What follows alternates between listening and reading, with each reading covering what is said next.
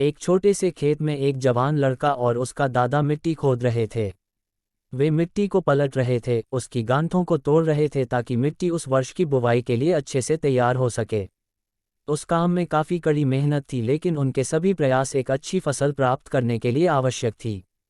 बूढ़ा आदमी अपने 70 की उम्र में भी अच्छी तरह से कड़ी मेहनत कर रहा था। थकान से वो काफ़ी हद तक हौंफ रहा था। हर प्रहार के जोर से उसके माथे से पसीना टपकता था, लेकिन फिर भी वह शिकायत नहीं कर रहा था। उसका पोता, जो महज 17 साल का था, तंदुरुस्त और ताकतवर, वह मिट्टी को पलटने और गांठों को तोड़ने में लगती मेहनत और ताकत के लिए कोसता, फिर वहां खड़े होकर वह हाँफता और थोड़ी देर के रुक जाता। थोड़ा आराम करने के बाद एक बार फिर से काम शुरू करने से पहले शिकायत करता।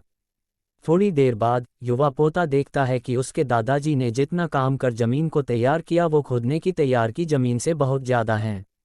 दादाजी, जब आप इतने बूढ़े हो फिर भी आपने मुझसे इतना अधिक काम कैसे किया? पोता अपने दादा से पूछता है।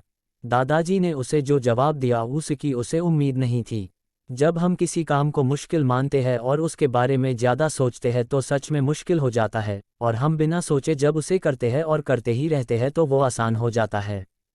पोता थोड़ा अचंभित हो जाता है, इसलिए दादाजी अपनी बात जारी रखते हैं। जब हम अपना समय ये सोचने में बिताते हैं कि कोई काम कितना कठिन है और अभी कितना सारा बाकी है, तब हमारा मन बहाने बनाने लगता है। इन सभी चीज़ों के बारे में सोचना, अपने स्वयं के विचारों के बवंडर में फंसना ही उस काम को हमारे लिए बहुत ज़्यादा कठिन बना देता है।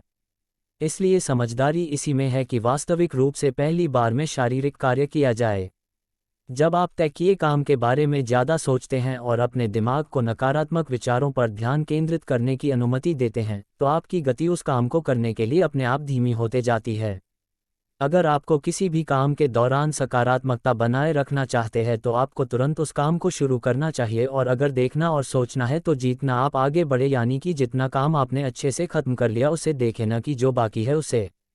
उसके बारे में विचार करें। ऐसा करने से एक सुखद और सकारात्मक एहसास आपको उस काम को लगातार करते रहने की ऊर्जा देता रहेगा।